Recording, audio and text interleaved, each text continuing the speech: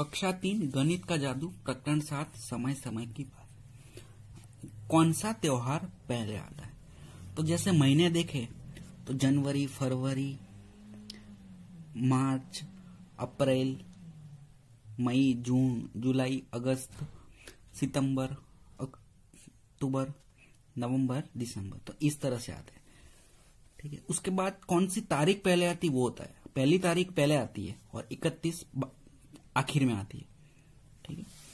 यह पता लगाने के लिए कि 2006 में ये त्योहार किस दिन पड़ेंगे, जरा 2006 का कैलेंडर देखो। तो 2006 का कैलेंडर ये वाला दिया हुआ है, पूरा सा 12 महीने का कैलेंडर है। ठीक? त्योहार के नाम, पहला है दीपावली 21 अक्टूबर। तो दिन कौन सा है वो हमें देखना है। तो देखो अक्टूबर में 21, तो ये वाला 21। ठीक है। रविवार, सोमवार, मंगलवार, बुधवार, बृहस्पतिवार, शुक्रवार, शनिवार। तो ये आ रहा है शनिवार के दिन। तो यहाँ पे हम लिख लेते हैं दिन कौन सा आएगा। 21 अक्टूबर दीपावली, शनिवार के दिन। दूसरा है पोंगल 14 जनवरी। तो जनवरी में 14 तारीख कौन सा दिन है वो देखते हैं। तो जनवरी 14 तारीख ये भी आ रहा है शनिवार के दिन। ठीक है। तो इसको भी हम लिख देते हैं शनिवार। उसके बाद है रक्षाबंधन 9 अगस्त। तो 9 अगस्त को कौन सा दिन है वो देखते हैं। तो अगस्त का महीना आ रहा है यहाँ पे और 9 तारीख है ये वाली। रविवार, सोमवार, मंगलवार, बुधवार। तो वो आ रहा है बुधवार के दिन। तो रक्षाबंधन 2006 में बुधवार के दिन थी। ठीक है। इस तरह से सब तारीख के लिए आप खुद ही ढूंढना और उसका लिखना है कौन से दिन आ रहा है। त्योहारों को उस क्रम में रखो जिस क्रम से वे साल में आते। तो पहले महीना आएगा। ठीक है। जनवरी महीना, और जनवरी महीने में भी पहली तारीख पहले और आखिरी तारीख 31। उस तरह से हमें क्रम में लिखना है। तो देखो यहाँ पे देखते हैं जनवरी में कौन कौन से है। तो ये एक है 14 जनवरी। जनवरी में दूसरा नहीं, तो पहला आएगा पोंगल। तो पहला लिख देते हैं पोंगल। उसके बाद फरवरी। तो फरवरी कहाँ पे है, 13 फरवरी, गुरु रविदास जयंती। तो दूसरा आएगा गुरु रविदास जयंती। फरवरी आ गया। उसके बाद मार्च। तो मार्च नहीं है। अप्रैल में ये 2 त्योहार है। एक है 11 अप्रैल को, दूसरा है 14। तो 11 वाला पहले आएगा, 14 अप्रैल वाला बाद में। तो पहला कौन सा आएगा, मिलाद उन नबी। तो यहाँ पे लिख देते हैं तीसरा आएगा मिलाद उन नबी। और उसके बाद आएगा 14 अप्रैल बिहू। चौथा त्योहार आएगा बिहू। उसके बाद अप्रैल के बाद आएगा मई। तो मई कहीं पे भी नहीं है। उसके बाद जून भी नहीं है, जुलाई नहीं है, अगस्त ये रहा 9 अगस्त और एक ही है। तो उसके बाद आएगा अगस्त रक्षाबंधन। तो यहाँ पे आएगा 5वां त्योहार रक्षा बंधन। अगस्त के बाद आएगा सितंबर। तो ये रहा सितंबर, एक ही त्योहार है ओणम। तो 6ठा त्योहार आएगा ओणम। सितंबर के बाद आएगा अक्टूबर। अक्टूबर में 2 त्योहार है। एक है 2 अक्टूबर को, दूसरा है 21 अक्टूबर। तो 2 अक्टूबर पहले आएगा, 21 अक्टूबर उसके बाद में आएगा।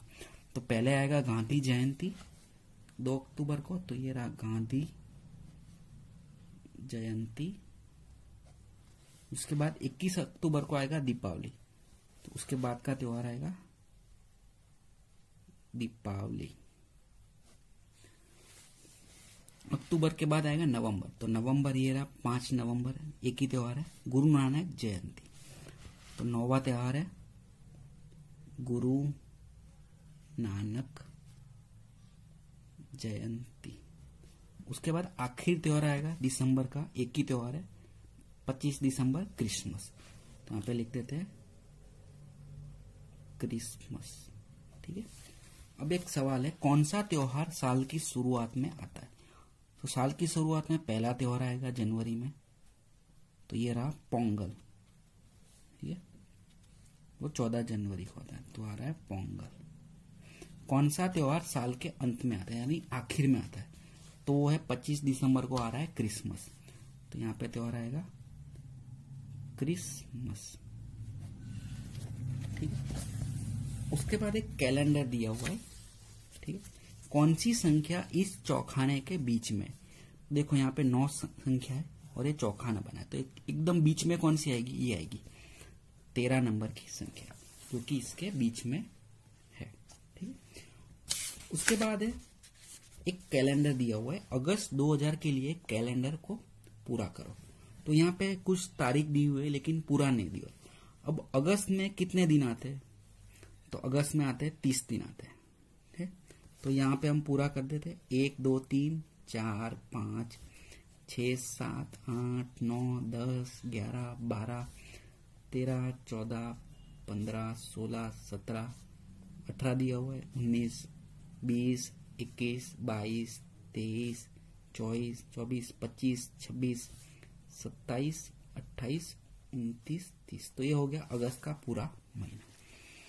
इतवार यानी कि रविवार के सभी दिन लाल रंग से रंगो।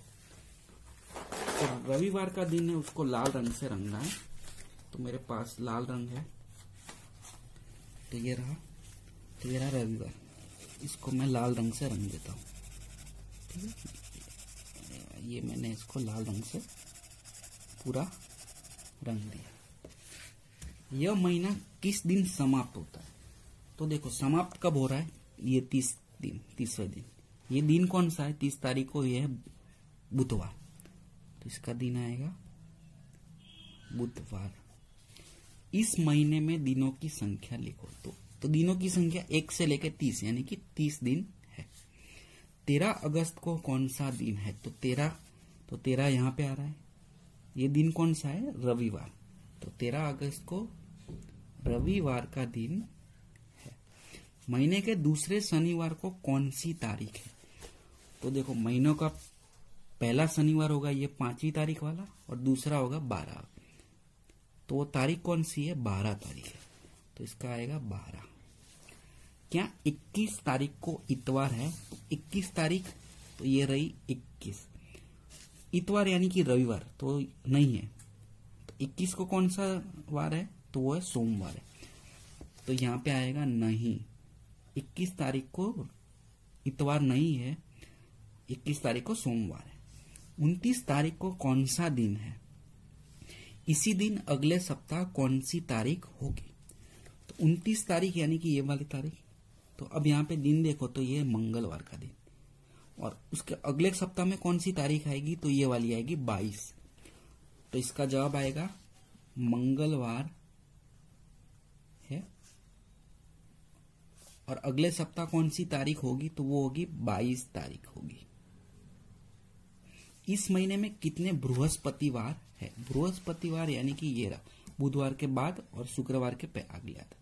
तो 1 2 3 और 4, तो कुल 4 बृहस्पतिवार है। तो इसका जवाब आएगा 4। ओके, तो ये सब हमने पूरा कैलेंडर से जवाब लगा दिए। ठीक है, उसके बाद है दिन। तो हमारे दिन की शुरुआत होती है तो अलग अलग समय होता है। कुसुम की जिंदगी का एक दिन यानी कि सुबह उठती है और रात को सो जाती है। तो उसके बीच में वो क्या करती है? उठती है, नहाती है, खाती है, स्कूल जाती है, पढ़ती है, खेलती है। ये सब एक ही दिन में आता है। चलो देखते हैं कि कुसुम हर रोज क्या करती है। तो उसका पूरा दिन दिया हुआ है। हर चित्र के लिए समय को लिखो। तो चित्र है और उसका समय लिखना है। कुछ चित्रों के लिए समय लिखा हुआ है और तुम्हें घड़ी की सुइयों को बनाना है। आपको घड़ी पढ़ना आता होगा कि उसमें 1 घंटे की सुई होती है, 1 मिनट की होती है और सेकंड की होती है। तो हम यहाँ पे घंटे और मिनट की सुई को रखेंगे। घंटे की सुई थोड़ी छोटी होती है, मिनट की बड़ी होती है। जबकि दूसरों चित्रों के लिए घड़ी जो समय दिखा रही है उस समय को लिखना है। तो जिन चित्रों में घड़ी का समय दिया हुआ उसमें समय लिखना है, जहां समय दिया हुआ है वहां घड़ी बनानी। कुसुम सुबह सुबह उठ जाती है, तो सुबह सुबह उठ गई पहले, तो कितने बजे उठी है, तो ये 6 बजे उठी है। ठीक है, घंटे की सुई 6 पे, मिनट की 12 पे, तो ये आएगा 6 बजे।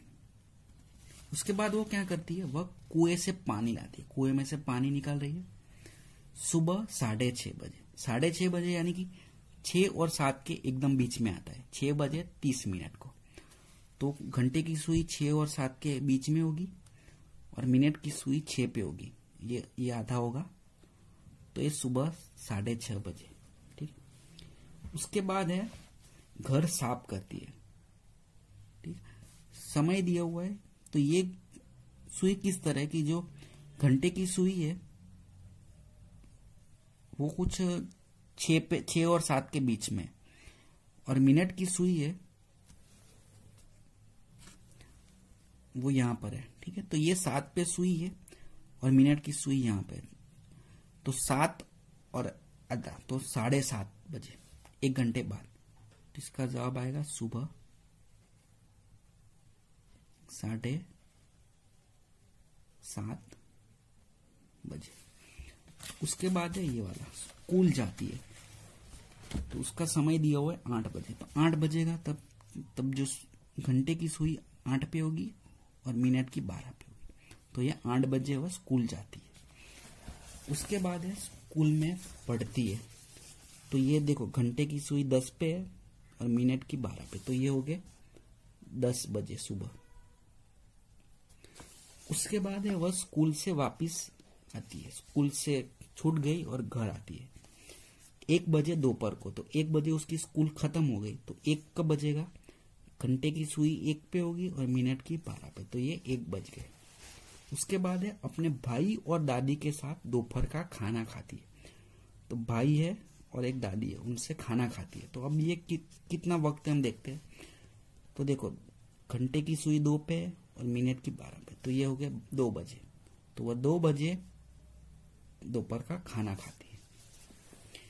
उसके बाद है अपने दोस्तों के साथ खेलती है, खेलने जाती है। वक्त दिया हुआ है शाम 5:30 बजे, 5:30 बजे यानी कि 5 और 6 के बीच में, तो घंटे की सुई 5 और 6 के बीच में होगी और मिनट की सुई 6 पर आएगी, तो बन जाएगा 5:30 बजे। उसके बाद है वह सोने के लिए से पहले अपनी दादी से एक कहानी सुनती है, तो दादी कोई कहानी सुनाती है। वक्त है 9 बजे रात को, तो रात को 9 बजे वो कहानी सुनती है, तो 9 बजे तो घंटे की सुई 9 पे और मिनट की 12 पे, तो ये बन गए रात के 9 बजे।